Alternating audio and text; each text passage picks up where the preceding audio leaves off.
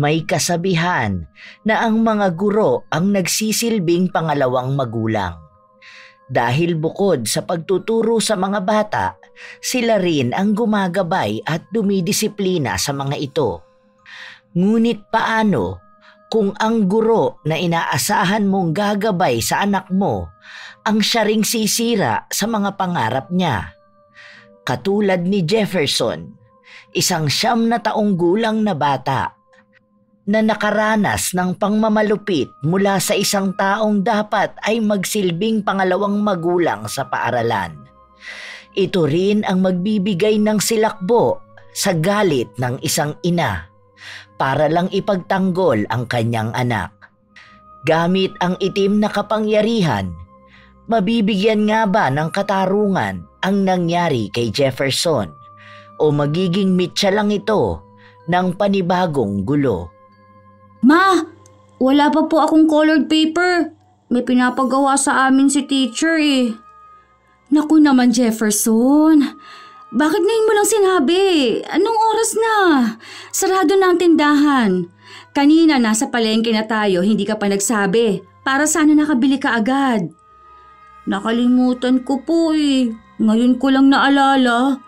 Ngayon mo naalala kung kailan nakahiga na tayo at matutulog na. Bukas na lang yan, dadalhin ko na lang sa school ninyo. Sa susunod ha, kapag may kailangan kang bilhin, sabihin mo na ng maaga, hindi yung ganitong oras. Ay sige na, matulog ka na. Itinutok ni Kiana ang electric fan sa anak para hindi ito pawisan sa pagtulog. Mag-isang itinataguyod ni Kiana ang anak niya na ngayon ay nasa 3 baitang na ng pag-aaral. Matagal na silang naghiwalay ng ama ni Jefferson dahil sa pambababae nito. Minsan naman ay nagbibigay ng sustento ang ama ng bata pero hindi yon ang inaasahan ni Kiana dahil nagbebenta rin siya sa online at iyon ang bumubuhay sa kanilang mag-ina. Kinabukasan, maagang nagising si Kiana upang maghanda ng almusal at babaunin ng kanyang anak.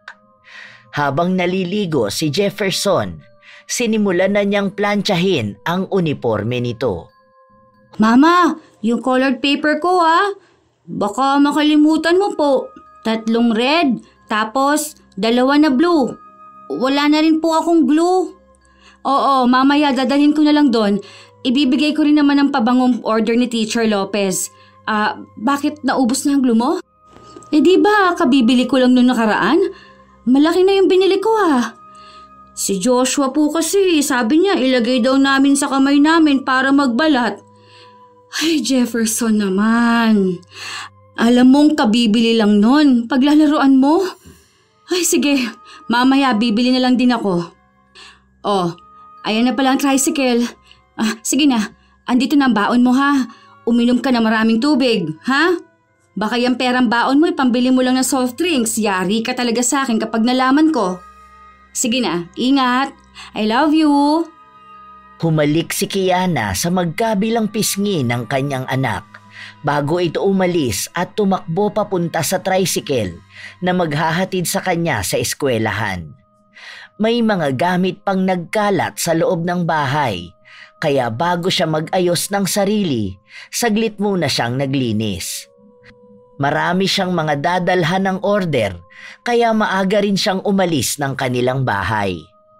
Huli niyang dinala ang order ng isang guro sa eskwelahan na pinapasukan ng kanyang anak. Dumaan na rin siya sa bilihan ng school supplies para sa pinabibili ng bata. Matapos nito ay nagtungo na siya sa paaralan. Ang aga pa para magchismisa ng mga to. Tungkol na naman kaya saan ang pinag-uusapan nila? Anong ginagawa niyo dyan sa tapat ng classroom? Pagtataka ang tanging mababaka sa mukha niya. Nang lingunin siya ng isang nanay, sinabi sa kanya na wala ang guro ng mga anak nila. Kaaalis lang bago siya dumating dahil mukhang nagkaroon ng komplikasyon sa pagbubuntis. 7 buwan ng buntis ang guro at noong nakaraang buwan pa siya pinagsasabihan na wag na munang pumasok, ngunit ayaw niyang iwan ang mga bata. Ganun ba? Sino naman ang magtuturo sa mga anak natin? Kawawa naman si Mrs. Lopez. Sana maayos lang sila ng baby niya. Sumagot naman ang isa pang babae at sinabi na si Mrs. Villanueva raw muna ang magsisilbing guro ng mga bata. Napatangulang si Kiana dahil kilala niya ang guro na yon. Ang asawa ng dati niyang kasintahan na siyang ama ni Jefferson. Hindi maikakaila na may kaba siyang nararamdaman sa kanyang dibdib dahil noon pa man ay hindi na maganda ang pakikitungo ni Melissa sa kanyang anak. Ngunit inisip na lang niyang marahil ay profesional naman ang babae para ihiwalay ang personal nilang issue. Mabilis lang din na lumipas ang mga araw. Normal na pamumuhay para sa mag-ina. Habang nasa paaralan si Jefferson, nagbabahay-bahay naman si Kiana para makakolekta ng mga order. Malapit naman ang sahod mo, go ka na dyan. May dala pa akong brochure dito para sa silver jewelries. Diba, may girlfriend ka? Meron ditong couple ring o kaya bilhan mo siya ng kwintas. Teka, ito, tingnan mo. Bagong design lang to. Heart na may heartbeat sa gitna. Tingnan mo, diba, ang ganda? Kapag binigay mo yan sa kanya, panigurado kung kikiligin yun. Paminsan-minsan, ipakita mo naman na kahit matagal ng relasyon ninyo, nililigawan mo pa rin siya. Sige, pwede yan ng 2 gives kung tingin mo nabibigatan ka. Kinsenas katapusan ng bayad. Napakamot na lang sa ulo ang binata, ngunit magaling pagdating sa bentahan si Kiana, kaya napapayag niya ang lalaki na kunin na ang iniaalok sa kanya. 2 ang kinuha ng binata, 1 kwintas at singsing. May iba ring mga kapitbahay na tinatawag siya kapag nasasalubong siya sa daan para lang magtanong ng iba pa niyang ibinebenta. Lahat na yata ay pinasok na ni Kiana, maging ang paglalako ng mga ulam. Ang iba ay pautang, ang iba naman ay direktang bayad. May kahirapan ang ganitong gawain, pero para sa kanya ay mainam ito kaysa sa umasa lang siya na may magbibigay sa kanila. Hindi man palaging malakas ang benta, ang mahalaga ay hindi siya nawawala ng kita. Kaya malaking pasasalamat pa rin dahil kahit na paano ay naitatawid nila ang araw-araw.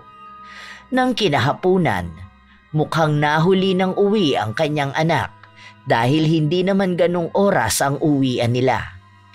Ngunit hindi na niya naitanong dahil abala siya sa paghihiwalay ng mga damit na lalaban niya. Dumating ka na pala. Sige na, magbihis ka na doon para maisama ko na yan sa lalaban ko. Ilabas mo yung uniform mo, ha? Kapag tapos mo dyan, magmerienda ka na doon sa kusina. Bumili ako ng turon. Bakit ganyan ang mukha mo? Ayos ka lang ba? May masakit ba sa'yo? Parang namang pagod na pagod ka. Wala po, ma.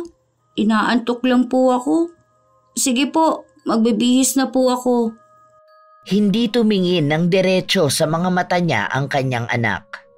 Kaya mas lalong nakaramdam ng kaba si Kiana dahil kilala niya ang anak at alam niya kapag may iba itong ikinikilos. Kahit na hindi sabihin ni Jefferson ang problema, ramdam ng isang ina kapag may itinatago ang anak niya. Nasaan ang uniform mo?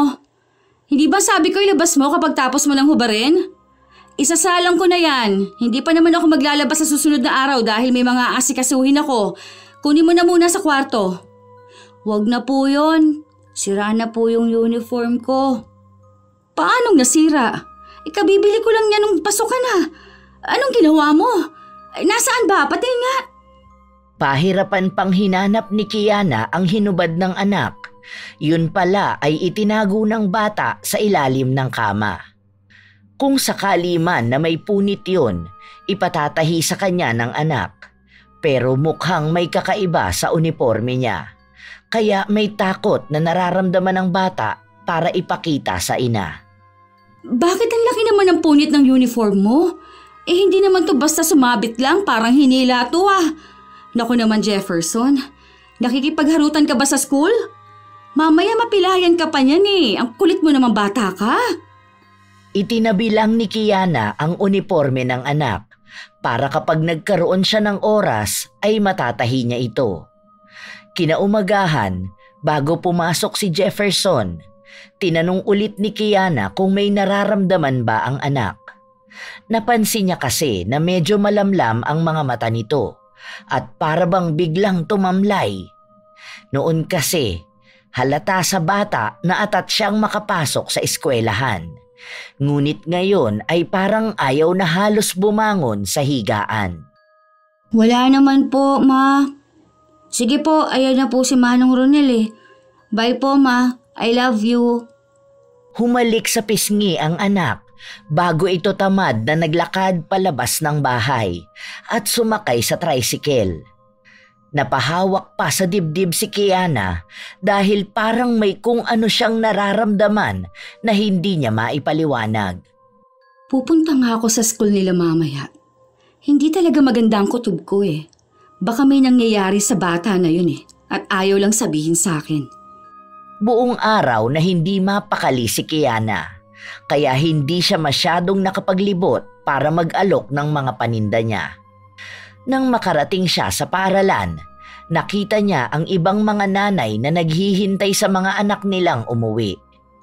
Tahimik lang si Kiana na nakaupo habang naghihintay. Nakuha lang ang atensyon niya nang magsalita ang isang nanay na nakaupo lang malapit sa kanya. Napansin niya na may pinapanood ang mga yon sa cellphone na mukhang nakakainis. Dahil base sa kanilang mga reaksyon, hindi sila natutuwa sa nakikita. Gusto na sanang isawalang bahala ni Kiana ang nangyayari, pero pati siya ay curious sa kung ano yun. Ano yan? Bakit ganyan ang mga reaksyon ng mga mukha ninyo?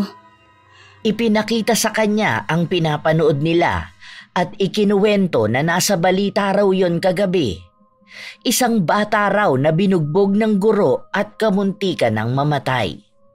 Nung una raw ay itinatanggi ng guro ang nangyari. Pero may lumabas na CCTV footage kung saan kitang-kita kung paano sinaktan ang bata.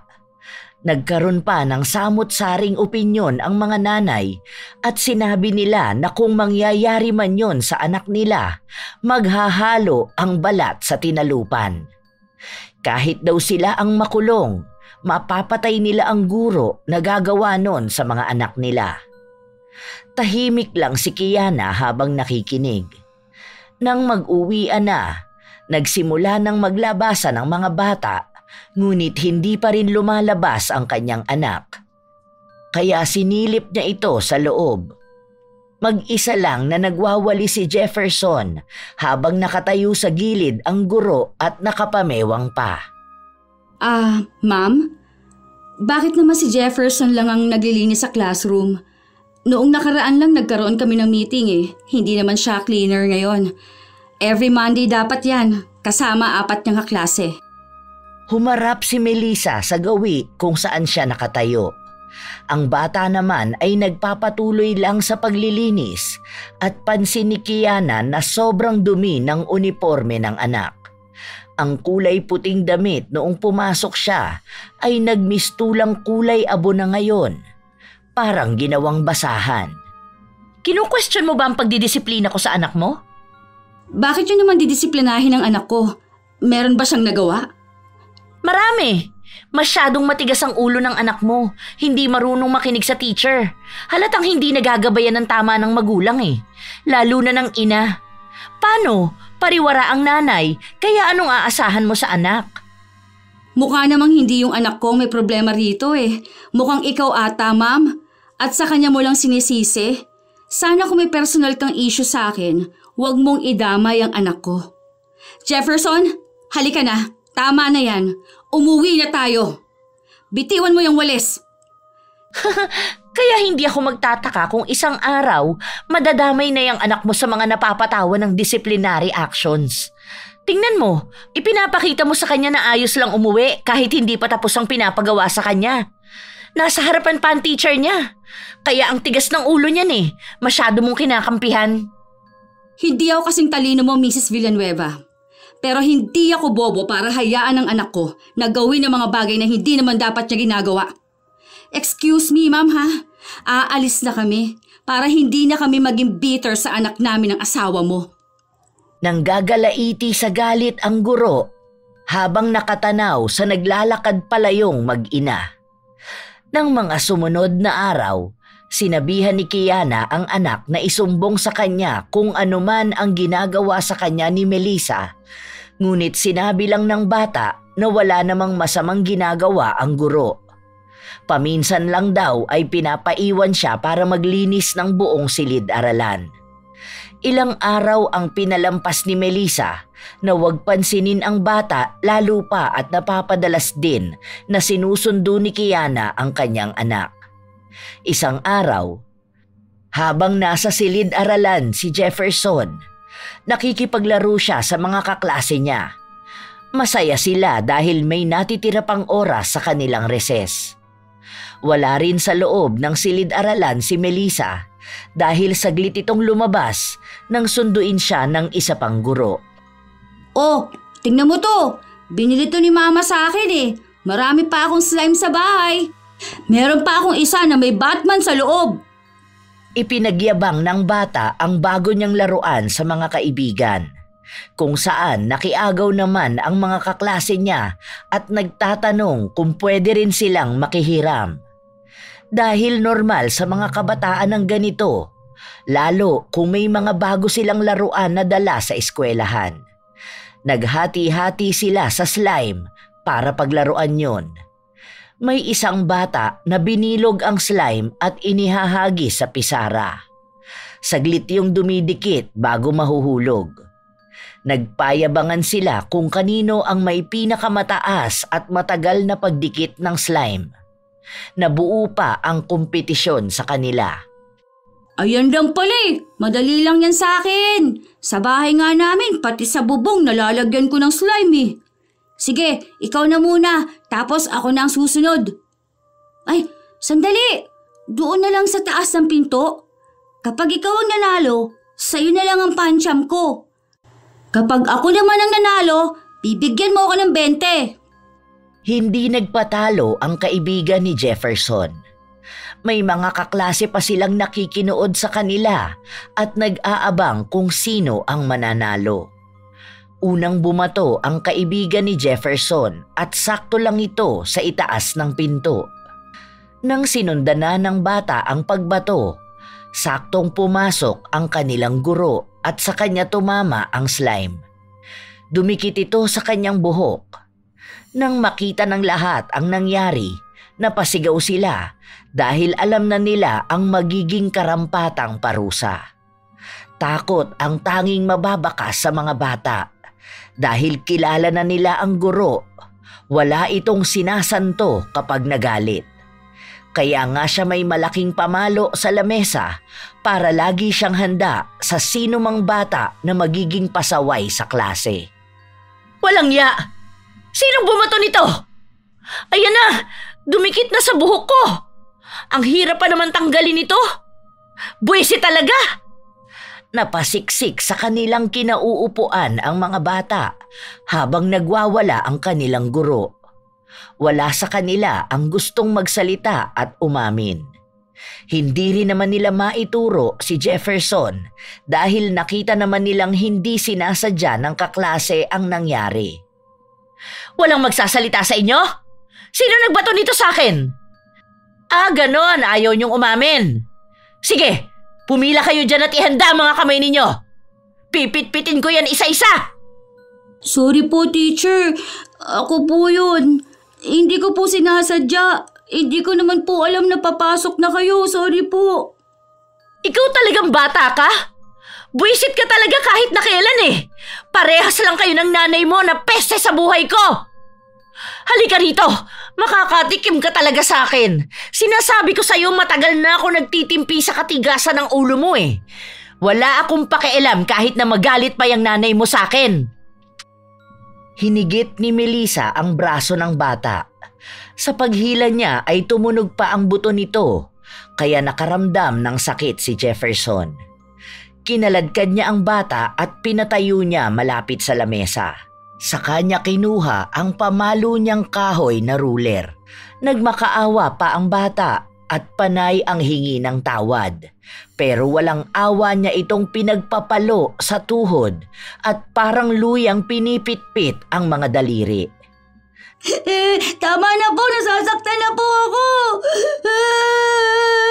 Masakit po, teacher, tama na po. Maawa na po kayo sa akin. Aray ko po, hindi ko naman po sinasadya. Sinabi ko na sa'yong manahimik ka, di ba? Ha? Matagal na ako nagtitimpi sa'yong bata ka. Buisit ka sa buhay ko, alam mo ba yon? Sana hindi ka na lang kasi ipinanganak.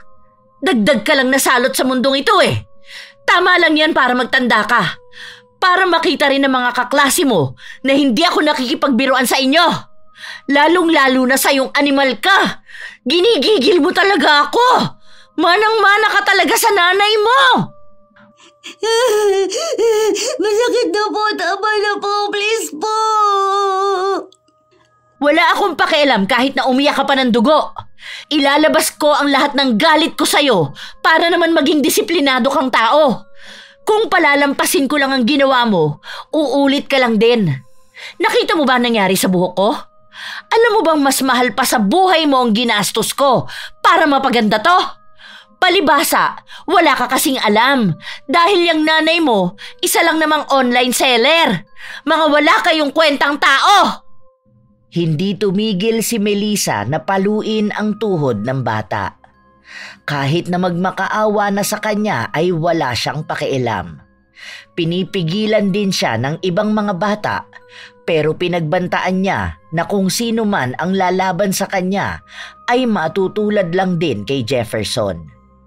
Ginawa niyang halimbawa si Jefferson ng mga batang matigas ang ulo at dapat ay ginugulpi. Ganun daw ang nangyayari kapag hindi nadidisiplina sa loob ng bahay ang isang bata. Kaya bago raw lumaki ang sungay niya, dapat lang naputulin na ito sa paaralan pa lang. Nag-iiyakan na ang ibang mga bata dahil sa nakikita nila. Hindi pa nasiyahan si Melissa sa pagpalo niya sa tuhod ng bata dahil mangilang beses niya rin itong pinagkukuro sa iba't ibang bahagi ng katawan.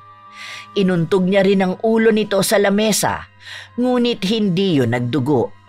Sa halip ay tanging hilo lang ang naramdaman ng bata. Hirap na sa paghinga si Jefferson dahil sa kaiiyak niya. Ngunit walang kahit na anong awa na maramdaman si Melissa. Kahit na ang daming sakit sa katawan na inabot ni Jefferson, pakiramdam niya ay hindi pa rin bawas ang galit niya. Itinigil niya na lang ito dahil sa pagod. Siguro naman, alam mo na ang kahihinatnan mo kapag ginalit mo ko. Sa susunod, huwag kang gagawa ng bagay na ikakasakit mo rin. Buisit ka talaga eh. Alam mo, matagal ko nang gustong gawin yan sa'yo. Hindi nga lang dapat ganyan ang aabutin mo. Dapat mas malala pa. Ano pa bang iniiyak mo dyan? Baka kulang pa ang sakit na ibinibigay ko sa'yo.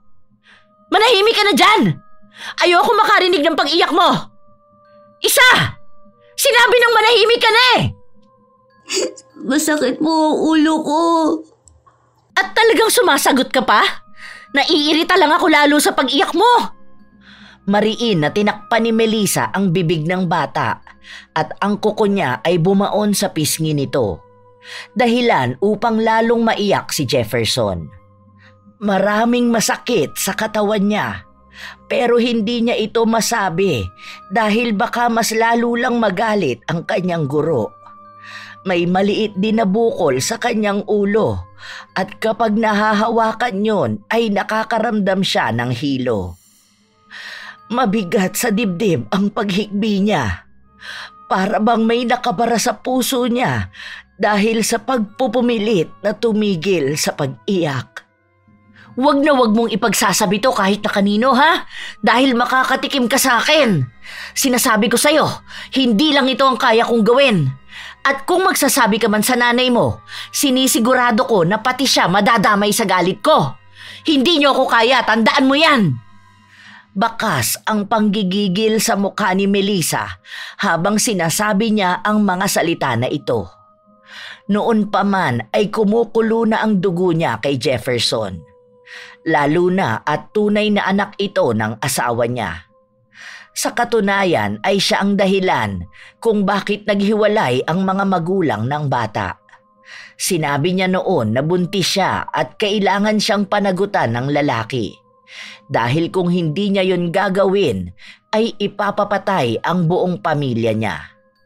Sa takot ng tatay ng bata, iniwan niya ang tunay na pamilya para lang magpakasal kay Melissa. Pero sa huli, kahit na ilang taon na silang nagsasama, hindi sila nabiyayaan ng kahit isang anak.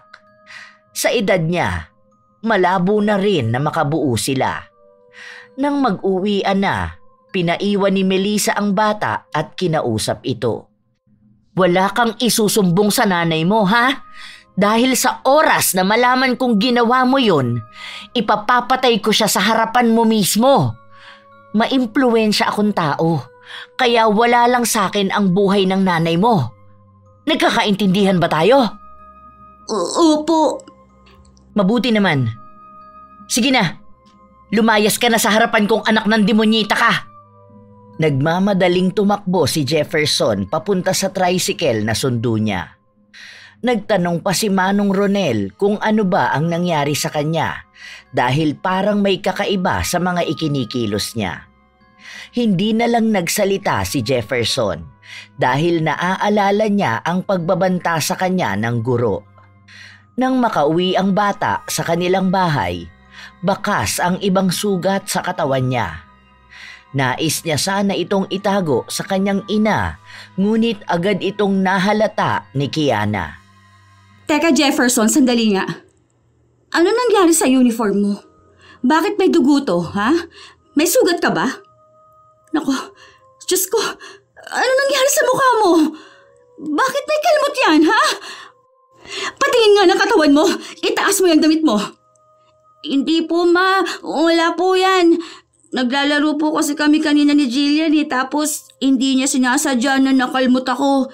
Tapos napunas ko sa uniform ko yung dugo. Sigurado ka ba? Anak, sinasabi ko sa'yo na masama ang nagsisinungaling. Hindi ba? Sabihin mo sa akin ang totoo. Sino ang may gawa niyan? Huwag kang matakot. Kakampi mo ako. Alam kong hindi yan kuko ng bata. Masyadong malalim at malaki yan. Ang teacher mo ba ang dahilan kaya may sugat ka? Halika nga dito. Titingnan ko yung katawan mo. Wag po. Wag niyo pong hawakan ng ulo ko. Masakit po. Naku, bakit may bukol ka sa ulo? Ano bang nangyayari sa'yo bata ka? Sabihin mo sa akin kung anong ginawa sa'yo ng teacher mo. Nauntog po ako sa upuan ko kanina. Anak, magsabi ka ng totoo kay mama. Hindi kumibo si Jefferson. Hindi rin siya makatingin ng diretso sa kanyang ina. Nakokonsensya siya sa pagsisinungaling niya dahil sa kanyang inaasta. Alam ni Kiana na may itinatago sa kanya ang anak. Hindi ganon si Jefferson dahil lahat ng nangyayari sa kanilang paaralan ay ikinukwento niya kapag nakauwi na siya. Ngunit ngayon, wala na siyang naririnig na kaganapan sa kanilang paaralan dahil halos iwasan na ng anak ang usapan na yun. Kinabukasan, hindi nakapasok ang bata dahil nagising na lang siya na inaapoy ng lagnat. Sa pag-aalala ni Kiana, dinala niya kaagad sa ospital ang anak upang masuri ang kalagayan. Doon niya nalaman na may mga pasa sa tuhod ang anak at namamagayon. Sa ibang parte pa ng katawan niya ay mayroon ding mga sugat at may pilay ang braso. Kaya pala ayaw mo magtanggal ng pants mo. May pasa ka palang tinatago dyan. Kailan pa yan? Kahapon lang ba yan? Binugbog ka ba ng teacher mo? Nadapa po ako. Anak, hindi ba ang sabi ko bad ang nagsisinungaling? Hindi kita pinalaki para magsinungaling sa akin. Anak kita, kilala kita. Kaya alam ko kung nagsasabi ka ng totoo. Anong nangyari? Sige na, sabihin mo sa akin kung bakit ka nagkakaganyan. Hindi kumibo si Jefferson pero may luhang lumabas sa mga mata niya. Gusto niyang magsumbong sa kanyang ina, ngunit may takot siyang nararamdaman. Naaalala niya ang pagbabanta sa kanya ng guro. Kahit na ilang beses magtanong si Kiana sa kanyang anak kung ano ba ang totoong nangyari, hindi siya nito sinasagot.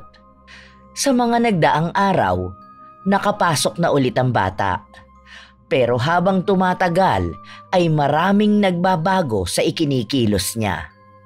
Minsan ay tulala lang siya, hindi nakakausap, o kaya madalas na nananaginip at umiiyak. Nag-aalala si Kiana sa mga pagbabago sa ikinikilos ng kanyang anak. Kaya kinausap niya ang prinsipal ng eskwelahan na pinapasukan ni Jefferson. Gusto niyang idulog ang nangyari sa bata. Kahit po itanong nyo sa mga naging teacher ni Jefferson, alam nila na hindi ganyan ang anak ko. Bibo siya at active sa school. Hindi ko alam kung bakit nung isang araw umuwi siya na may pasa. May bali pa ang braso niya, kaya pinahilot ko pa eh. Ilang araw siyang hindi nakapasok dahil nilagnat. Sana naman matutukan ninyo ang reklamo ko at kung pwede sanang pakilipat ng teacher ang anak ko. Malakas ang pakiramdam ko na may kinalaman si Melissa sa nangyayari sa kanya. Pakiramdam ni Kiana ay nagsasalita siya sa hangin at walang nakikinig sa kanya. Dahil nakatingin lang ng blanko ang prinsipal. Sinabi sa kanya na tututukan nila ang anak niya para masigurado na walang masamang nangyayari sa bata. Ipinagtanggol pa ng prinsipal si Melissa at sinabi na isang disenteng guro yun at siya lang ang tanging nagreklamo ukol sa pagiging mapanakit nito. Sinabi pa na sana daw ay wag niyang idamay ang personal nilang away dahil maaari siyang makasira sa propesyon ng guro. May inis na nararamdaman si Kiana, ngunit wala naman siyang magawa. Umalis siya para puntahan ang anak. Habang nagbabantay siya sa labas, nakausap niya ang isa pang nanay. Binanggit sa kanya ang sinabi ng anak nito tungkol sa nangyari kay Jefferson. Sinabi raw sa kanya ng kanyang anak na pinagpapalo ng kanilang guro ang tuhod ni Jefferson matapos na hindi sinasadyang malagyan ng slime ang buhok nito. Takot na takot daw ang anak niya kaya minsan ay ayaw na nitong pumasok. Yun din ang dahilan kaya ang dalawa nilang kaklase ay inilipat ng paaralan. Walang hiya talagang babaeng yan. Talagang sinaktan niya ang anak ko.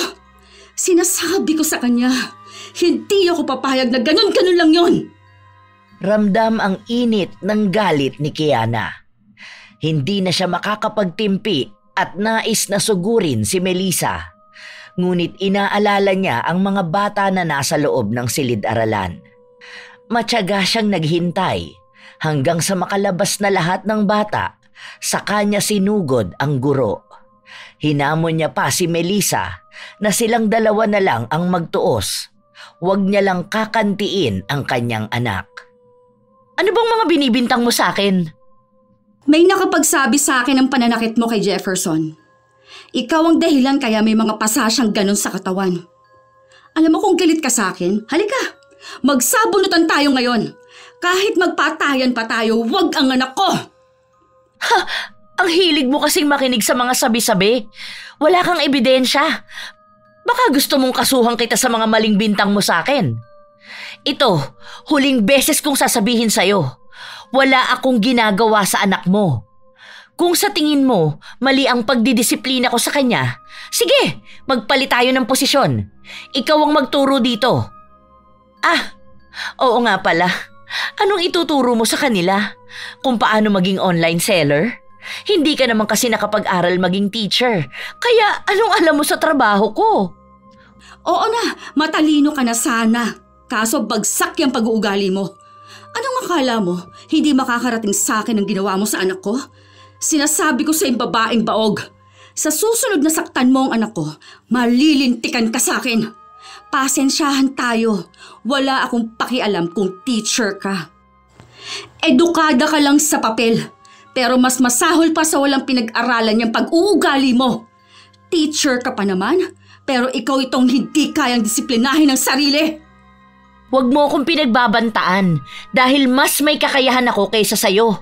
Kung gusto mo, ilipat mo ng school yung anak mo. O kaya mag-hire ka ng sarili niyang teacher.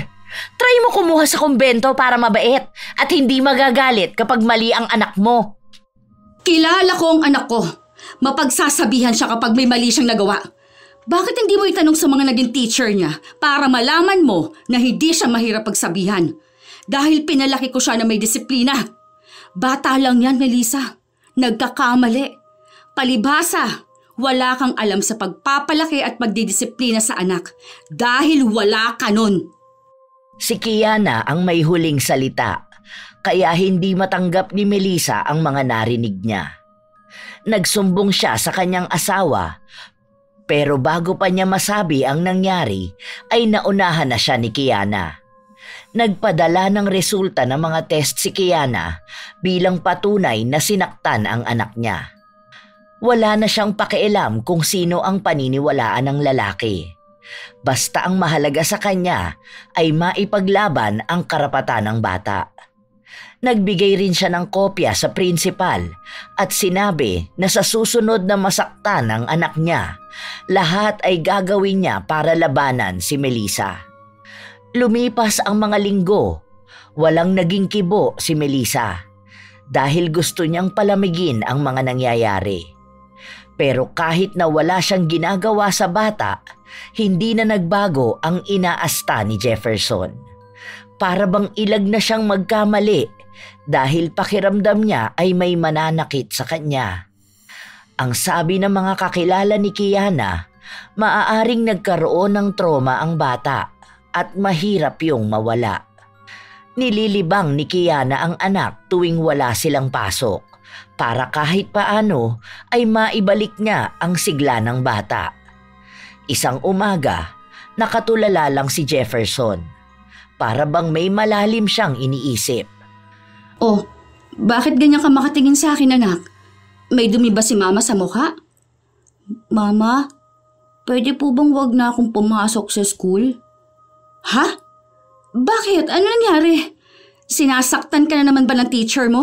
Halika, susugurin ko yan. Hindi po, wag po. Ayoko na po mag-aral. Ano nangyari? Sabihin mo kay mama ang dahilan. Malambing na hinawakan ni Kiana ang kamay ng anak para iparamdam na ligtas siyang sabihin ang anumang nararamdaman niya. Ngunit nakatingin lang ang bata sa kanyang mukha at ilang sandali pa ay umiyak na ito. Ikinuwento niya ang nangyari noong isang araw. Pinagalitan daw siya ng kanilang guro at pinalabas siya para tumayo sa ilalim ng arawan. Parusa daw yon sa kanya dahil hindi siya nakasagot sa itinanong sa kanya.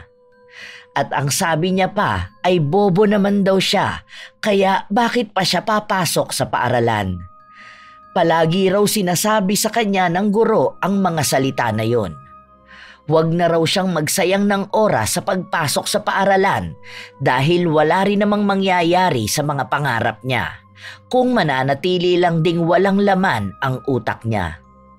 Hindi totoo ang mga sinasabi niya sa'yo. Bata ka pa at lahat ng bagay ay kaya mong matutunan. Kaya ka nga pumapasok sa school para matuto at mabigyan palalo ng magandang laman ang utak mo. Hindi ka bobo dahil walang taong bobo. Hayaan mo, gagawa ng paraan si mama para sa ganyang problema. Basta palagi mo lang iisipin ang mga pangarap mo. Paano ka magiging piloto kung hindi ka papasok sa school? Pero kasi bobo nga po ako. Shhh! Huwag mong pakinggan yon. Hinatid ni Kiana ang anak upang magpunta sa principal at magreklamo. Pero wala siyang napala dahil ang mga nirereklamo niya ay isa lang daw pagdidisiplina sa bata. Wala naman daw masama sa ganoong gawain dahil noong kapanahunan daw niya ay mas malala pa ang ginagawa ng kanilang mga guro. Bakit daw masyadong sensitibo ang mga magulang sa pagpapangaral ng guro sa kanilang mga anak? Parang wala na silang kalayaan na bigyan ng tamang leksyon ang mga bata. Hindi naman po yata makatarungan ang katwiran nyo. Kung alam nyo lang ang nararamdaman ng anak ko, maiintindihan ninyo ako. Bata pa yan. Ilang taon pa lang ba yan para makaranas ng physical at mental abuse? Huwag ninyong ikatwiran ang panahon ninyo sa panahon ngayon. Alam nyong marami na tayong batas ngayon. Kung pagdidisiplina lang sa bata, wala akong problema doon. Pero sana, maayos na pagdidisiplina ang gawin ninyo. Hindi yung nagkakaroon ng malaking impact sa bata para mawala ng gana sa pag-aaral. Anong gusto ninyong disiplina ang gawin ng teacher niya sa kanila, ha? Dapat ba naghihingalo na ang bata para lang masabi niyang disiplinado na sila? Maraming paraan para bigyan ng leksyon ng mga bata kapag nagkakamali. Sana hindi yan maranasan ng anak ninyo. Dahil para na ring binuli ang anak ko ng taong mas matanda ang utak kaysa sa kanya. At sana, huwag niyang sabihin na bobo ang batang tinuturuan niya. Kaya nga namin ipinasok sa school ang anak namin para matuto. Kailan pa naging parte ng pagdidisiplina ang mag-discourage ng bata sa pangarap niya at ipangalanda ka namang siya? Sige nga, para kayong hindi dumaan sa pagkabata para magsalita ng ganyan. Nagalit ang prinsipal dahil sa katwiran ni Kiana. Pinapalabas pa siya ng opisina at sinabihang bastos at walang modo. Baka raw atakihin siya sa puso dahil sa pangmamaliit niya sa ginagawang sakripisyo ng mga guro para sa mga anak nila.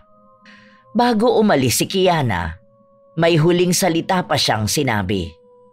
Malaki ang respeto ko sa mga guro. Hindi ibig sabihin na nagrereklamo ako sa isa. Dinadamay ko na ang lahat ng sakripisyo at paghihirap na ginagawa ng mga guro. May mga matitino at nagbibigay ng dedikasyon sa propesyon nila. Pero hindi mo maiiwasan na may katulad ni Melissa na hindi alam ang pagiging edukada at may katulad mong mas pinapanigan ng mali. Pasensya na po, ma'am, ha, kung nasasaktan kayo at ayaw tumanggap ng katotohanan. Umalis ng opisina si Kiana. Sa mga sumunod na araw, nagdoble kayod siya para makaipon ng pera. Gusto niyang ilipat ng paaralan ang kanyang anak sa susunod na pasukan. Halos lahat ng pagkakakitaan ay pinasok na niya. Wala naman kasi siyang mga magulang na tutulong sa kanya. Ang mga kapatid niya ay hindi naman mayaman para matulungan siya. Sa paglipas ng mga araw, pinapatatag ni Kiana ang loob ng kanyang anak at ipinangako na kahit anong mangyari ay poprotektahan niya ito. Ngunit hindi niya inaasahan na darating ang isang balita na gigimbal sa kanya.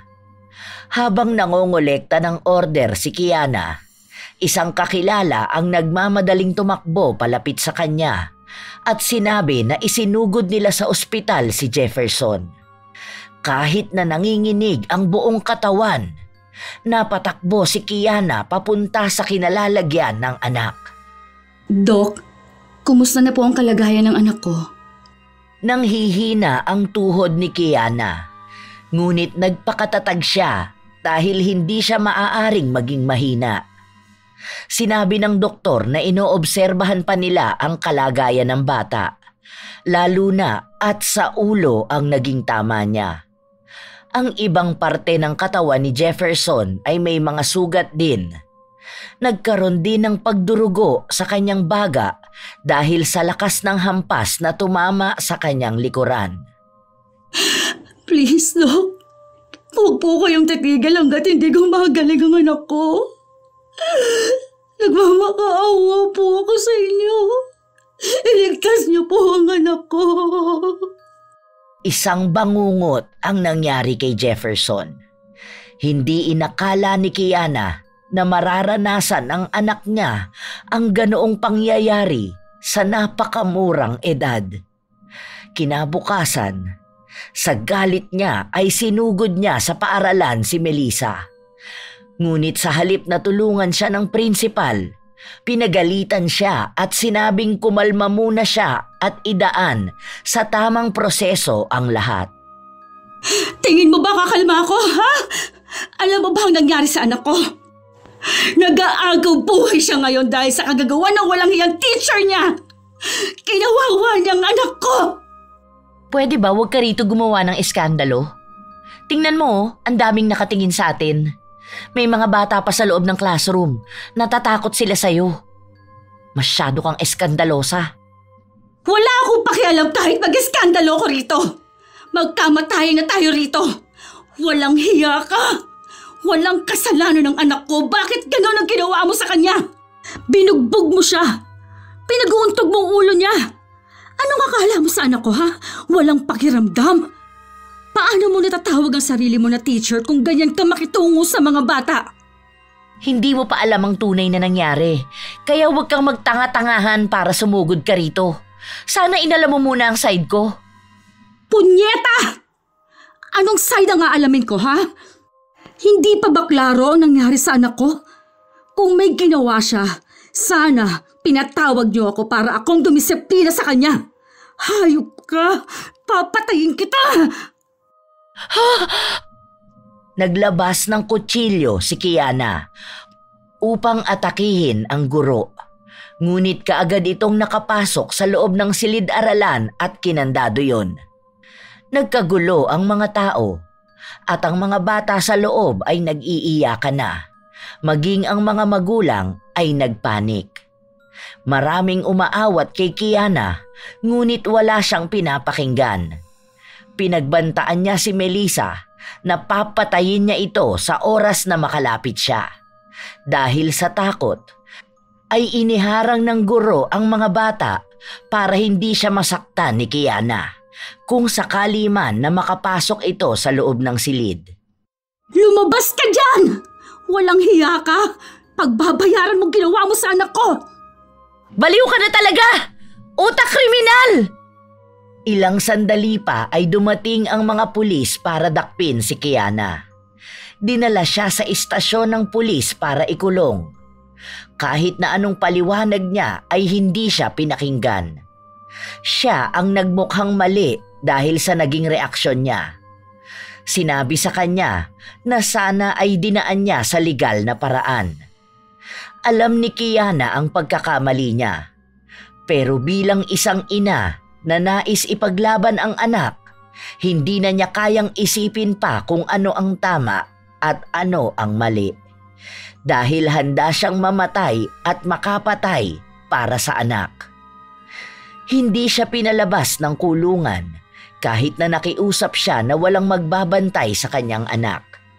Nagsampa na ng kaso si Melissa dahil sa pagbabanta ni Kiana sa buhay nito. Ano? Mukhang mabubulok ka na sa kulungan ah. Hayaan mo, makakarating naman sa'yo ang balita kung kailan ibuburo lang anak mo.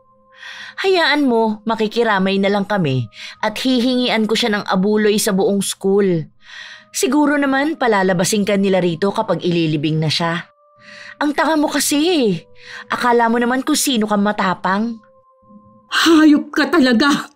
Ikaw pang may lakas ng loob na magsalita niyan sa akin, ha? Sinasabi ko sa'yo, makakaganti rin ako sa ginawa mo sa anak ko. Maghintay ka lang. Ay, kaso hindi na ako makakapaghintay pa. Kasi baka hindi ka na makalabas pa dyan. Itutuloy ko kasi ang kaso ko sa'yo. Napayukom ng kamao si Kiana habang naririnig niya ang pagtawa ni Melissa. Hindi siya makapaniwala na ang babaeng may kasalanan at ng maltrato sa anak niya ang mas matapang nakasuhan siya. Samantalang siya ang dahilan kung bakit nasa bingit ng kamatayan ang bata. May dumalaw na isang nanay kay Kiana at doon siya nakiusap na kung pwede ay tawagan ang bunso niyang kapatid para magbantay kay Jefferson. Tinulungan naman siya nito. Ang iba pang mga kakilala at suki niya sa mga binebenta niya ay nag-alok din ng tulong sa kanya. Malaki ang pasasalamat niya sa mga yon, ngunit alam niyang mahihirapan pa rin sila. Dahil may mga proseso pa silang gagawin para lang makapagsampa ng kaso kay Melissa. Hating gabi na at tulog na ang iba niyang kasama sa selda. Ngunit tahimik na umiiyak si Kiana sa isang gilid. Hindi siya mapakali kakaisip sa kanyang anak. Ilang sandali pa ay umupo ang isang babae na kasama niya at tinanong kung bakit ba siya iyak ng iyak. Naghahalo ang galit at sakit sa puso ko. Umiiyak ako sa maraming paraan. Galit na galit ako sa ginawa niya sa anak ko at siya pang matapang ngayon. Anak kong muntikan na mamatay sa mga kamay niya, pero ako pa ngayon ang nabaliktad na masama. Hindi ko alam kung may hustisya ba o kung para kanino lang ba dapat ang batas. Hindi ko na alam. Hinaplos lang ng babae ang likuran niya. Hindi ito nagsalita. Nakikinig lang ang matandang babae sa mga kwento niya. Mula sa kung paano ba nagsimula ang galit sa kanya ni Melissa hanggang sa kung ano na ang ginawa nito sa kanyang anak. Pasensya na po kayo, Manang. Masyado na po akong maraming nasabi. Sana po nagpahinga na lang kayo. Sinabi ng matandang babae sa kanya na walang problema sa paglalabas niya ng mga hinaing niya. Naiintindihan niya si Kiana bilang isa rin siyang ina na kayang gawin ang lahat para sa anak. Lumapit pa sa kanya lalo ang babae at sinabi na kaya niyang tulungan si Kiana na makaganti. Ngunit walang ibang dapat na makaalam sa gagawin nila. Noong una, ang akala ni Kiana ay may kakilala sa labas ang matandang babae na maaaring makaganti sa kanya. Ngunit sinabi ng matanda na hindi sapat na tapusin lang ng isang beses ang buhay ni Melissa. Dapat daw ay iparana sa kanya ang araw-araw na kamatayan para madama niya ng pangmatagalan ang sakit. Ano pong ibig niyang sabihin na itim na kapangyarihan? Barang po ba? May kakilala po kayo na marunong mambarang? Inamin ng babae na siya mismo ay marunong nun. Hindi na niya kailangan ng kahit na anong kagamitan sa pangbabarang dahil sa tagal na niyang ginagawa yon. Nakuha niya ang kalakasan para mapasunod ang itim na kapangyarihan sa pamamagitan lang ng tingin at ng hangin. Kaya niyo po bang gawin yon para sa akin? Gusto kong pagsisihan niya ang ginawa niya sa anak ko. Hindi ako papayag na magiging malaya lang siya matapos niyang parusahan at saktan ng gano'n ang anak ko. Tinanong sa kanya ng matanda kung ano ang buong pangalan ng babaeng babarangin nila. Kaya sinabi yon ni Kiana. Hindi niya alam kung paano gagawin ng matanda ang pambabarang kung nasa loob siya ng kulungan. Pero umaasa pa rin si Kiana na mangyayari yon. Nagtagal ang usapan nila ng matanda at sinabi sa kanya nito na pabalik-balik talaga siya sa kulungan dahil desisyon niya yon. Minsan, may mga natutulungan siyang kagaya niya na binabaliktad ang hustisya, kung saan nakukulong ang gumaganti pero hindi ang ginantihan. Gumagawa raw siya ng paraan para makabalik sa kulungan, kaya ngayon, oras naman ni Kiana na makaganti sa pamamagitan ng isang bagay na hindi kayang baliktarin ni Numan. Kinabukasan, nagpakita na naman si Melissa sa kanya para makita at pagtawanan. Hindi na kumibo pa si Kiana. Nagbigay lang siya ng senyales sa matanda na yon ang babae na nais niyang barangin. Bakit ba babalik-balik ka rito? Ano bang gusto mong patunayan sa akin? Na hanggang ngayon, iisa ka pa ring talunan. Na sa huli, hindi mo pa rin matutumbasan ang kaya kong gawin. Noon pa lang talaga ilusyonada ka na? Hindi pa tayo tapos, Melissa. Dahil nagsisimula pa lang tayo. Maghanda ka lang para malaman natin kung sino ba ang panalo. Hinampas ni Melissa ang rehas, ngunit nakakalokong pagtawa lang ang tanging maririnig mula kay Kiana. Sa araw din na yon, pinalabas si Kiana dahil binayaran ng asawa ni Melissa ang piyansa sa kanya. Kita mo na? Pati ang asawa mo, hindi ka kinakampihan. Umirap si Kiana at matapang na umalis sa harapan ni Melissa.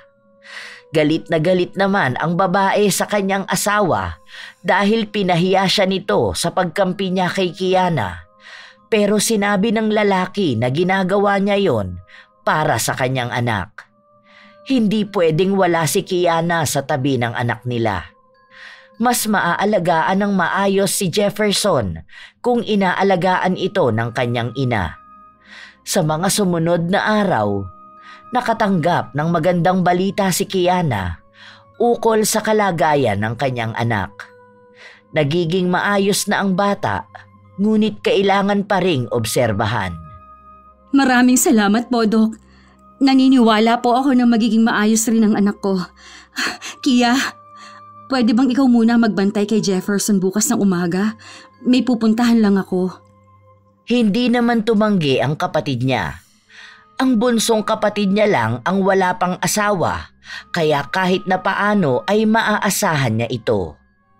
Kinabukasan, Lunes, simula na naman ang panibagong araw para sa mga mag-aaral. Pasimpleng nagpunta si Kiana sa paaralan dahil alam niyang maaaring pinagbawalan na siyang magpunta roon, pero gusto niyang malaman kung totoo ba na umepekto ang barang na ginawa ng matandang babae. Bakit parang wala namang nangyayari sa kanya? Maayos pa siya? Paalis na sana si Kiana nang marinig niya ang pagsigaw ni Melissa. Agad niyang nilingon ang babae. Nagkaroon din ng kaguluhan sa loob ng silid dahil takot na takot ang mga kabataan sa kanilang nakikita. May lumalabas na pulang antik sa mata, ilong at tenga ni Melissa. Napapasigaw siya sa sakit dahil kinakagat din siya nito. Agad nilang isinugod sa ospital ang babae. Sa ospital kung saan naroon din si Jefferson. Mukhang umiepekto na sa kanyang pambabarang. Ganun pala ang ibig sabihin ni Manang. Mas higit na masarap sa pakiramdam na makita ang isang taong may malaking atraso sa'yo na pinaghihirapang bayaran ng pagkakamali niyang nagawa. Nagsisimula pa lang ang lahat. Bumalik ng ospital si Kiana, kung saan nagkasalubong sila ng dati niyang asawa. Nagmamadali ito para puntahan si Melissa. Wala naman siyang naging kibo, para bang wala siyang alam sa nangyayari. Naging mas madali sa kanya na makakalap ng balita dahil nasa iisang lugar lang sila. Dinalaw niya rin ito para makita kung ano ang nangyayari sa kanya. Ano ba itong nangyayari sa akin? Saan nanggagaling ang mga langgam na to? Baka kasi nilalanggam ng nabubulok mong kaluluwa. Anong ginagawa mo rito? Lumayas ka rito! Wala ka namang naitutulong sa akin! Kahit naman may maitulong ako sa'yo, wala naman akong gagawin eh. Kasi deserve mo yan. Dahil sa ginawa mo sa anak ko. Hayaan mo, hindi naman siya ganun kalala. Pero ayan, tingnan mo. May lumalabas sa ilong mo na antik. Ang sakit! Lintik naman! Saan ba ito nanggagaling? Kung saan-saan na sila lumalabas at parang hindi nauubos. Ang sakit pa nilang mga gat. Ano ba naman to? Anong tinatawa-tawa mo dyan? Mukha bang may nakakatuwa sa nangyayari sa akin? Ha? Ikaw, demonyo ka talaga eh. Masaya ka sa paghihirap ng iba. Teka, hindi ba ikaw rin naman? Bakit ayaw mo lang ginagawa sa'yo ang ginagawa mo sa iba? Grabe ka naman. Gusto mo yatang ikaw lang ang nakakaagrabyado ng tao? Lumayas ka nga rito! Labas! Puntahan mo yung anak mo! Siya ang asikasuhin mo, wag ako! Aasikasuhin ko naman talaga siya. Pero gusto ko ring makita ang paghihirap mong hayop ka. Nagsisigaw si Melissa para makuha ang atensyon ng asawa niya. Sinumbong niya si Kiana na maaaring may masamang gawin sa kanya, ngunit malayo ang distansya nilang dalawa. I-keep mo na yung asawa mo. Kawawa naman kasi kung may ibang lalaki pa yung makakasama dahil wala nang mas dedemonyo sa kanya. Hindi ko yan sasaktan dahil sapat na sa aking makitang paunti-unti siyang nasasaktan. Bye! Malawak ang ngiti sa labi ni Kiana habang palabas ng kwarto. Simula noon, hindi na siya muli pang nakasagap ng balita kay Melissa. Ang huli niyang alam ay walang nakitang lunas ang mga doktor sa nangyayari sa kanya. Kahit ang dahilan kung bakit may mga antik na lumalabas sa kanyang mata, ilong at tenga. Wala silang makitang kakaiba. Sa paglipas ng mga linggo, naging maayos ang kalagayan ni Jefferson. Nakauwi na sila ng bahay pero kinailangan muna niyang huminto sa pag-aaral para magpagaling ng tuluyan. Hindi na inungkat ni Kiana ang katanungan kung anong nangyari dahil ayaw niyang ipaalala sa kanyang anak ang masalimuot na nangyari sa kanya. Mama, alam mo po, may sinabi sa akin si Juliana. Di ba nagpunta siya dito kanina? Naglaro kami. Oh, ano naman ang sinabi niya? Tungkol po kay teacher. Kasi raw po, iba na raw nagtuturo sa kanila. Hindi na raw po siya pumapasok kasi daw nilalanggam siya. Ano pong ibig sabihin nun? Ang ibig sabihin nun ay karma, anak. Hayaan mo na yun. Huwag na lang nating pag-usapan. Kinabukasan, sinadya ni Kiana na puntahan ang bahay ni Melissa dahil kailangan niya ring makausap ang tatay ng kanyang anak. Nangako kasi ito na magbibigay siya ng sustento, lalo na at kailangan niya ng pambili ng gamot para kay Jefferson. Ginusto niya rin naman magpunta sa bahay nito para makakalap ng balita tungkol kay Melissa. Nakita niya kung gaano nangayayat ang katawan ng babae. Halos 1 buwan pa lang naman nang barangin ito ng matandang nakilala niya sa kulungan, pero malaki na kaagad ang nagbago sa kanya. Hindi na siya makapagturo dahil hindi kinakaya ng katawan niya. Habang nakaratay sa higaan si Melissa at halos hindi na makilala ang itsura, hindi tumitigil na naglalabasan ang mga langgam. Namamaga rin ang mukha niya dahil para siyang masarap na pagkain para sa mga yon. Ano bang ginagawa mo rito? Yung asawa mo ang nagpapunta sa akin, kaya huwag kang mag-alala. Wala akong balak sa'yo. Gusto lang kita makita. Grabe, no? Nasaan na yung matapang na babae? Yung malakas na teacher na nambugbog sa anak ko? Ayan na ba siya ngayon? Halos butot balat na lang? Tapos, daig pang reyna ng mga antik? Ay, kawawa naman. Pwede ba? Wala akong panahon para sa'yo. Tigilan mo na ako dahil nagdurusa na ako ngayon. Sana, yan din ang naisip mo nung pinapahirapan mong anak ko. Naisip mo na nagdurusa rin siya sa mga kamay mo. Napakasama talaga ng ugali mo. Masaya ka nagkakaganito ako. Wala kang kaluluwa. Hayaan mo. Kapag gumaling ako, ikaw naman ang babalikan at pagtatawanan ko. Sige, hihintayin ko yan. Pero meron akong sasabihin sa'yo. Secret lang natin, ha? Alam mo ba na ang sarap makitang kinakarma ka? Oops! Ang sama naman ng ugali ko. Mukhang nasapawan ko ang kademonyohan mo, ha? Hayop ka talaga!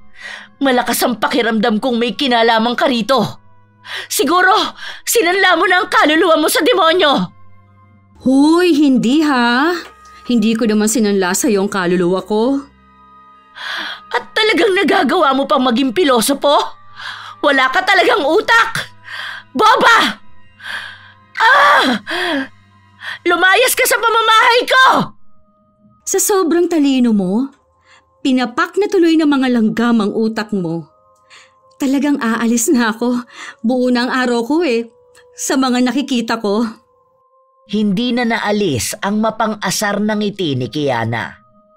Ngayon na nakikita niya ang kinahinatnan ng babaeng nang maltrato sa anak niya, iisa lang ang masasabi niya. Napakagaan sa pakiramdam na makaganti. Kahit na paunti-unti niya lang nakikita ang paghihirap ni Melissa, alam niyang sa bawat minuto ng buhay nito ay naghihirap siya. Sa paglipas ng mga araw, unti-unting nanunumbalik ang sigla ni Jefferson. Habang ang buhay ni Melissa ay nagiging mas miserable. Nakakakuha pa rin ng balita si Kiana sa nangyayari sa kanya dahil minsan ang dati niyang asawa ang nagbabalita sa kanya. Naibenta na nila ang 2 sasakyan na napundar niya noong nagtuturo pa siya. Ang iba nilang mga ari-arian din ay naibenta na para may maipantusto sa kanila sa araw-araw. Ang dami rin nilang utang na binabayaran dahil may mga loan si Melissa na dapat niyang mabayaran. Maging ang hinuhulugan nilang bahay ay nanganganib na rin na mawala sa kanila. Isang araw, nagpunta ang tatay ng kanyang anak sa bahay nila para personal siyang makausap. Ako bang kakausapin mo o ang anak mo? Sinabi ng lalaki na siya ang nais na makausap nito at kung maaari lang daw sana ay huwag itong marinig ng bata. Anak, doon ka na lang muna sa loob ng kwarto mo. Sige na, kunin mo na lang muna yung tablet, maglaro ka. Sige po, Mama. Dito lang po ba kayo ni Papa mag-uusap? Oo, dahil may importante raw siyang sasabihin sa akin. Tumangulang ang bata bago siya tumakbo sa loob ng kwarto. Tungkol saan ang pag-uusapan natin at ayaw mo pang marinig ng anak natin? Ikinuwento ng lalaki ang tungkol sa kalagayan ni Melissa at nagpatingin na rin sila sa albularyo. 2 albularyo na ang nakausap nila at iisa lang ang sinasabi sa kanila. May bumabarang kay Melissa at malakas na puwersa yon. Dahil kaya ng mambabarang na isagawa ang ritual sa pamamagitan lang ng kanyang isipan. Kaya mahihirapan silang labanan yon hanggat hindi ang mismong mambabarang ang babawi. Iisa lang ang naisip nila na maaaring may motibo na mambarang. At akong iniisip mong may kakayahan na gawin yon sa kanya? Kung ako man ang gumawa nun, tama lang sa kanyang paghirapan ng kasalanan niya. Muntikan na ako mawala ng anak dahil lang sa kawalang hiyaan niya. Dinamay niya ang anak ko sa galit na hindi ko alam kung saan niya hinuhugot. Kaya kung sakali man na pinagawa ko yan sa kanya, at least ako may galit na pinaguhugutan. Nagmakaawa ang lalaki na bawiin na niya ang pambabarang dahil araw-araw na silang pinahihirapan sa mga nangyayari. Wala nang natira pa kay Melissa. Hindi na siya makapagtrabaho. Ang pinaghirapan nilang mga gamit ay ibinebenta na nila. Hindi na rin nila alam kung ano pa ang mga susunod na problemang darating sa kanila. Lumuhod na rin sa harapan ni Kiana ang dating kasintahan para lang sa kapatawaran, ngunit matigas ang puso niya. Ikaw ang humihingi ng tawad sa kasalanan niya? Samantalang siya, hindi alam ang pagkakamali niya? Tama na tong ginagawa mo. Huwag mong saluhin palagi ang pagkakamali niya. Hayaan mo siyang humingi ng tawad para sa sarili niya. Dahil walang magbabago kung babalik siya sa dati. Uulitin niya lang yun. Maaaring hindi sa anak ko, pero sa ibang bata na walang kakayahan na labanan siya. Paano kung may mapatay siya? Ha? At magmamayabang pa siya? Sa halip na tanggapin na mali niya? Pasensya ka na, pero hindi ako magpapatawad sa isang taong mataas ang tingin sa sarili. Hindi ko kaya. Nagtanong pa ang lalaki kung ano ba ang kailangan niyang gawin dahil maging siya ay nahihirapan ng alagaan ang asawa niya. Pagod na siya sa lahat dahil mas lumala pa ang kalagayan ni Melissa. Parang araw-araw pinaparanas kay Melissa ang walang hanggang kamatayan at sakit. Madalas siyang sumisigaw dahil bawat parte ng katawan niya ay nilalabasan ng mga pulang langgam. May maliliit at may malalaki. Tinatanong mo ko kung hindi pa ba malaking kabayaran ang mga nawala sa inyo? Ang mga material na bagay na yan ay kaya pang mabawi. Pero kung natuluyan ng anak ko, tingin mo ba magagawa pang maibalik yon? Oo, nagpapasalamat ako na maayos na siya. Pero hindi ibig sabihin nun na kaya ko na magpatawad. Kaya umalis ka na rito dahil hindi ko maibibigay ang hiling mo. Hayaan mo siyang pagdusahan araw-araw ang karma niya. Pinagtulakan ni Kiana ang dating kasintahan palabas ng bahay. Pinagsabihan niya ito na kung gusto na niyang putulin ang ugnayan nila ng kanyang anak dahil lang sa nangyayari kay Melissa ay malaya niyang gawin. Pero wag niyang ipagpipilitan kay Kiana na patawarin ang asawa niya kung mismong si Melissa ang hindi tatanggap at magbabayad sa ginawa niya. Nang gabing yon, mulat ang mga mata ni Kiana. Nais niya matulog ngunit may kung anong bumabagabag sa kanyang isipan. Bakit ba kasi nagpunta pa rito? Hindi naman dapat ako nakukonsensya dahil ang taong may kasalanan nga hindi marunong makonsensya. Baka po kasi hindi naman talaga ganun kasama ang ugali nyo para magtanim ng galit. Gising ka ba?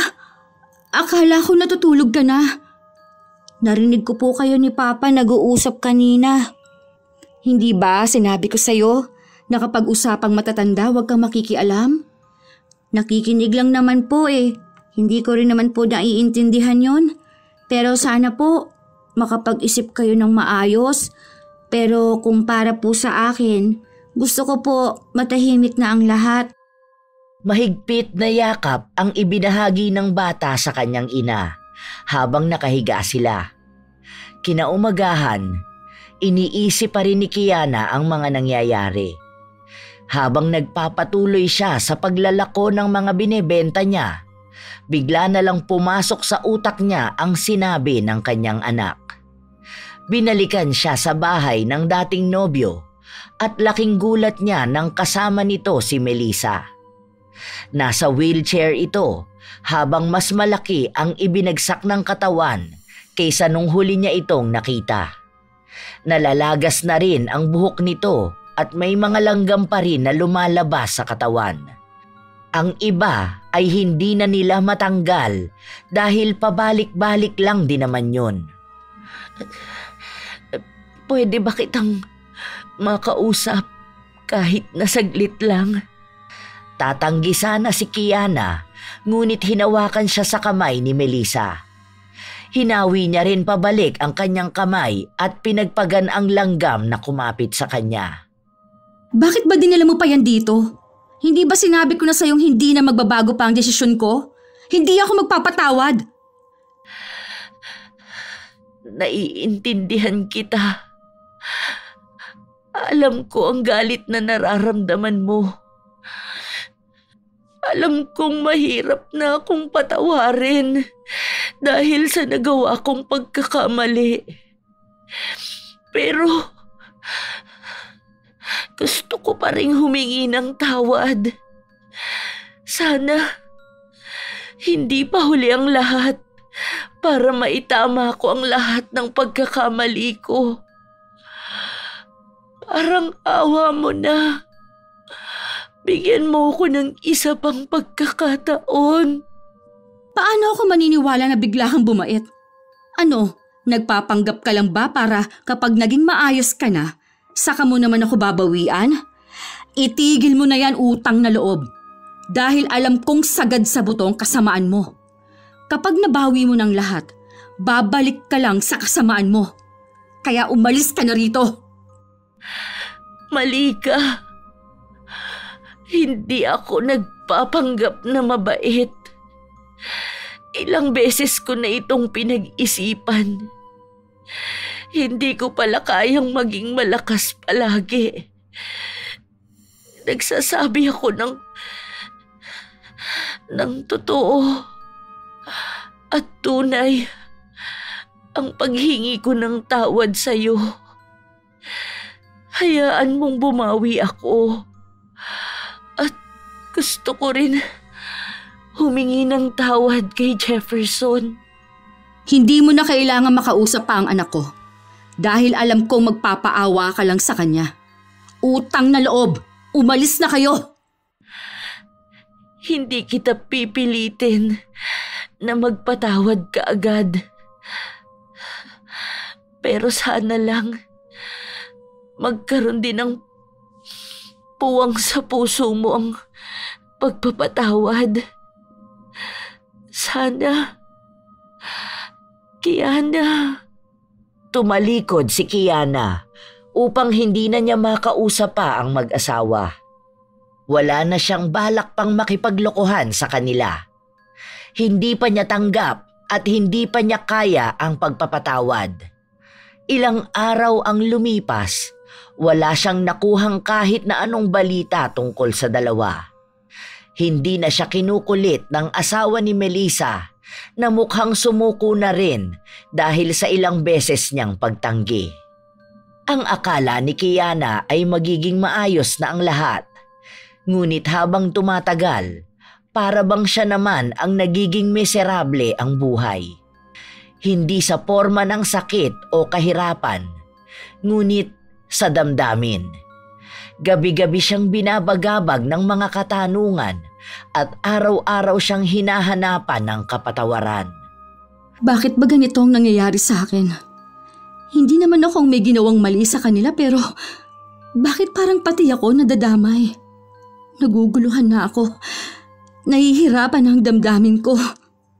Habang naglalakad si Kiana pabalik sa bahay nila, nasa lubong niya ang ginang na tumulong sa kanya.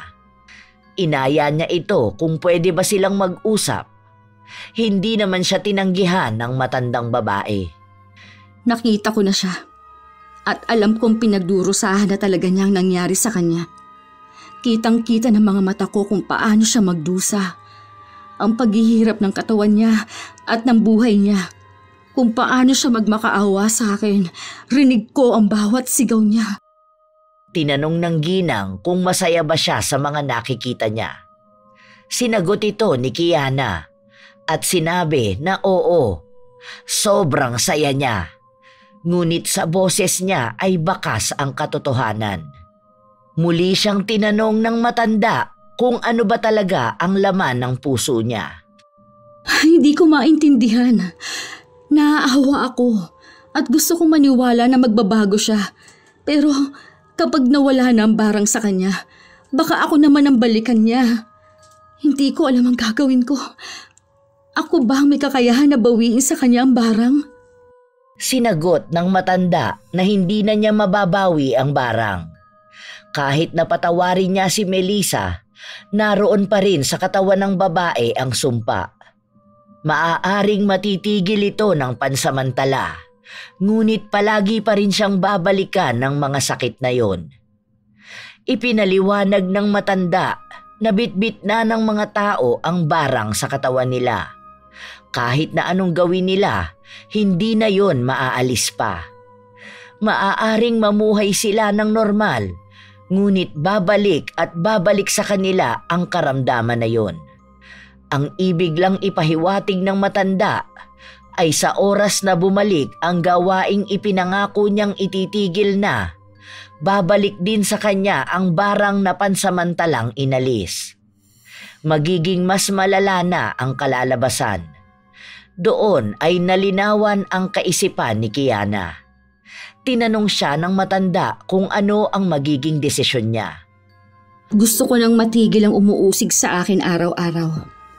Gusto ko ng bagong buhay para sa amin ng anak ko. Gusto kong magpatawad para lang sa ikatatahimik ng buhay namin. Sa mga sumunod na araw, kahit na paano ay naging magaan na ang pakiramdam ni Kiana. Siya ang kusang nagpunta sa bahay ni na Melissa para makausap ang babae. Walang nagbabago sa kalagayan niya. Nakahiga lang siya sa kama habang ang mga langgam ay parami ng parami. Wala na siyang ginagawa dahil para bang tinanggap na niya ang kanyang kapalaran. Nagpunta ako rito para sabihin sa'yong unti-unti kong sinasabi sa sarili ko na magpapatawad na ako. Pero hindi ibig sabihin na hahayaan lang kita sa ginawa mo sa anak ko. Para masigurado kung wala ka ng ibang bata pang masasaktan, itutuloy ko ang kaso. Patawarin mo na ako, Kiana. Maawa ka na sa akin. Pinatatawad na kita, pero gusto ko pa rin makitang nagbabayad ka. Maghanda ka na lang kapag lumakas ka, para may kakayahan kang mabuhay sa kulungan.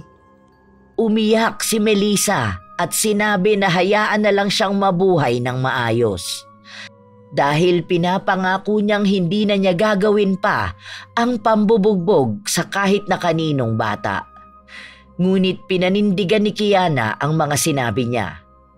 Hindi sapat ang paghingi lang ng tawad dahil may kaukulang parusa ang mga taong may ginagawang masama sa kapwa nila. Sa ilang linggo na lumipas, unti-unting umayos ang kalagayan ni Melissa. Bigla na lang tumigil ang paglabas ng mga langgam sa kanyang katawan. Noong una, ang balak niya ay kapag kaya na niya ang katawan niya, magtatago sila ng asawa sa malayong lugar para hindi na siya mabalikan ni Kiana. Ngunit ang asawa niya mismo ang tumanggi. Nakapag-usap na sila ng dating kasintahan na kung gusto niyang ipakita sa kanyang anak kung paano siya maging ama, hayaan niyang bigyan ng katarungan ang nangyari sa kanya. Dahil kung hindi sila lalaban, paano na lang ang ibang magulang at anak na makakaranas ng pagmamalupit? Paano kung ang mga susunod na biktima ay hindi kayang lumaban sa paraan ng pakikipaglaban ni Kiana? Nagtuloy-tuloy ang kaso hanggang sa natanggalan ng lisensya at nakulong si Melissa. Ganito pala ang pakiramdam kapag nakamit mo ng maayos ang hustisya. Sana matuto ka na ng tuluyan na hindi sa lahat ng oras ikaw ang palaging mas mataas. Sana wala nang mga batang makaranas ng mga ginawa mo sa anak ko. Hindi ko na kailangang hingiin pa ang side mo dahil ito na rin naman ang huling beses na magkikita tayo. Hindi pa man nakakapagsalita si Melissa ay umalis na si Kiana. Yun lang ang hinihintay niyang makita. Ang tuluyang mabigyan ng karapat-dapat na pataw sa kasalanan na ginawa ng dating guro. Sa paglipas ng mga araw, buwan at taon, naging maayos na ang lahat sa buhay nila. May mga kaunting balita na natatanggap si Kiana tungkol kay Melissa dahil minsan ay kusa itong sinasabi ng tatay ng kanyang anak. Ngunit hinahayaan na lang niya ito. Happy birthday, Jefferson! Dati, baby boy lang kita. Ngayon, 15 ka na. Ay, parang ang bilis ng panahon, ha? Ang bilis po ng panahon, pero hindi niyo po ako pinabayaan. I love you, Mama. Ay, sus! Ang lambing pa rin ng baby ko, ha? Sa susunod niyan, iba nang lalambingin mo. Si Mama naman, nang aasar pa. Malawak ang ngiti ni Kiana habang nakatingin sa kanyang anak. Ang daming nangyari sa mga nakaraang taon at ngayon pa lang bumabawi ang pagkakataon na maging mas maayos ang lahat sa kanila. 9 na taon pa lang noon si Jefferson nang makaranas ng pagmamalupit ng kanyang guro at ngayon ay nasusubaybayan na ni Kiana ang paglaki ng anak. Ang madilim na kwento ng kanilang mga buhay ay nais nilang iwan sa nakaraan. Nakuha na nila ang hustisya dahil pinagbabayaran na ni Melissa ang kanyang kasalanan.